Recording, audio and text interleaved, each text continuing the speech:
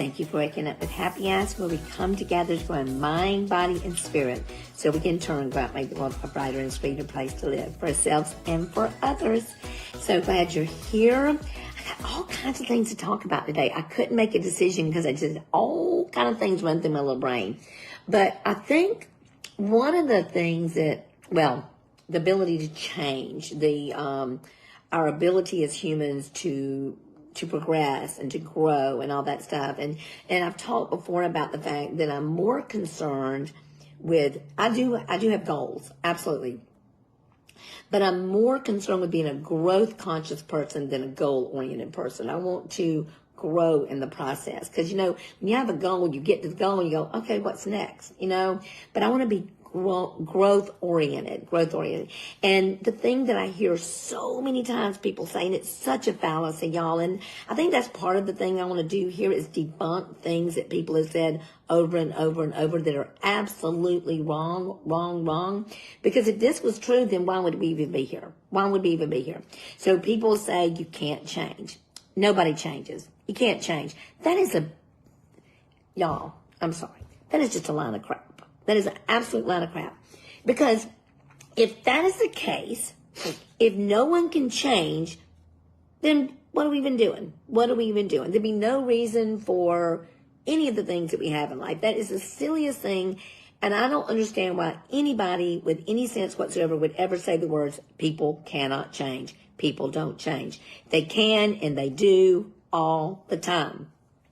And I know that I've changed tremendously. And we talked a lot about my sweet husband yesterday. And, I hate it. He did not see this change in me. He did see when we got the kids because we had the kids before with him, and we did focus our life around the kids, and I wasn't as much of a workaholic, but I still really didn't understand the ability to just stop and think and not do. I felt like my self-worth was tied up in how much could I get accomplished in a day. On the days when I get a lot done, I feel so good about me. Y'all, when I don't. And that's crazy. Now, yes, I want to be conscious of being a person who does stuff with their lives. I absolutely want to do that. But I don't want my self-worth tied up in that, And so when I was married to my husband and when he was alive, I was pretty much a workaholic. I pretty much tied my self-worth and how much I could get done every day and how productive I was. And if I was sick, I thought I was worthless. I was so embarrassed to be sick. And I think I've even at times have been untruthful about when I've been sick. Because I think if I'm sick, I'm not worth anything. I hadn't planned on talking about that, y'all. I don't know where that came from. Maybe somebody need to hear that.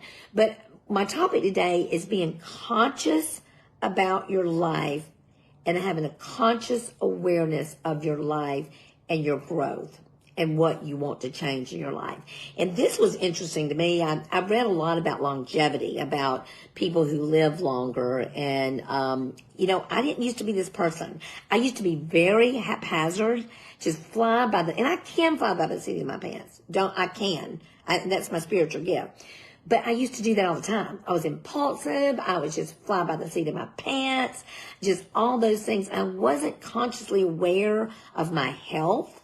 I thought that I was invincible. Until I got COVID, I thought nothing had happened to me. When I had brain surgery, I was shocked that anything was wrong with me because I thought that couldn't happen to me. And you know what's so crazy? I didn't do anything to make it not happen to me. I just did what I wanted to do, when I wanted to do it, all that stuff like that, especially in the area of health. I've become very conscious of my health and doing the next right thing and making smart choices towards my health. In fact, I wasn't going to say this, but I'm going to tell you this is kind of interesting. So I have high cholesterol, which is funny because I eat right, I exercise, I do all the things, but it's obviously hereditary. But I have really high cholesterol. I'm talking like doctor being blown away high cholesterol. And so I've had to become conscious of that and do something about it. So the doctor finally talked me into taking stupid medicines. I don't take any medicines. And I was so proud of that, kind of gloating about it, to be honest with you, at 65. I was kind of like, like pumped up about that. Well, I started taking a cholesterol med, but it's making me dizzy. So I'm going to have to do something different. So I'm going to take my little fanny to Mount of Olives and ask them if there's any natural things I can do to beat my cholesterol. So I'm going to work on that. But I'm being conscious of it. And what I found out, this is so cool, that they found out one of the secrets of longevity is being conscious about having consciousness, being conscious about what you're doing, what you're eating, are you exercising, who you're hanging out with, all those things. And I'm becoming that way. So people can change. And we're going to talk a little bit more about it tomorrow because it's such an interesting topic. Your personality can change. There's so many times of your life that you do change. So I want you, if you ever have that notion that I can't change or people don't change, that is malarkey, malarkey, malarkey. You know, the Bible talks about it all the time. Being renewed in your mind, being renewed, being a new person, a new creation. If we couldn't change, why would he even say that? You know? So I am really conscious right now of making some changes. One of the changes that I'm working on right now, y'all, is being conscious and taking care of my health. But the other is becoming more organized. And I know that's real hard for me. That doesn't come naturally to me at all. But guess what, y'all? I have a big company. It's no longer a little bitty company.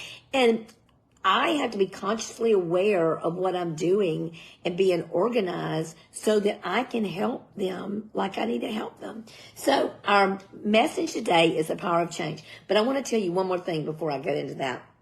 I don't know where I found this or where I wrote this down from, but somebody said, write your future in pencil. Write your future in pencil. I think so many times I have written my future in Sharpie, you know, and this is what happens when we do that. If I write my future in Sharpie, I am not giving God room to grow and use me as he sees fit. Use me and use my abilities and things that I have. I don't have them. He gave them to me. I don't have anything to do with my abilities. He gave them to me. So it says, so this is what I wrote to myself. Am I writing my future in Sharpie? Then it can't be reframed. Or am I leaving space for God to work through me? Am I letting him use what I've learned and become a more mature version of me? Y'all, that's what I want to do the rest of my life. I just want to become the best version of me. And I have a funny feeling that every single one of you on this podcast, on My Happy Ass Life, that's why you're here. You know that you can change. You know that you can grow. You know that there's better out there for you. You know there's better out there for your loved ones. And we do that by being consciously aware of what we're doing on a daily basis and let God do his handiwork with us. Okay, here we go. Affirmation day is the power of change. I am writing my future to allow room for growth and surprises. I am 100% convinced that I can change for the better. My life and growth is not fixed. It is up to me.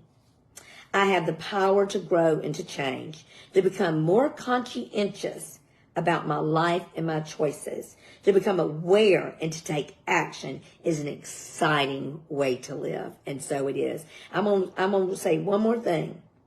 I am 100% convinced that I can change for the better. My life and growth is not fixed. It is up to me. I want us to remember that today. And I want us to come tomorrow so I can talk about your family story does not have to be your story. I think so many times we do that. We think our story is already laid out for us. It's not. We have free will to live one beautiful, glorious life where we grow in mind, body, and spirit. See y'all tomorrow. Hey, if you like this, please share it with others. I love you so much. I cannot contain it. So I won't. Be sweet, y'all. Bye.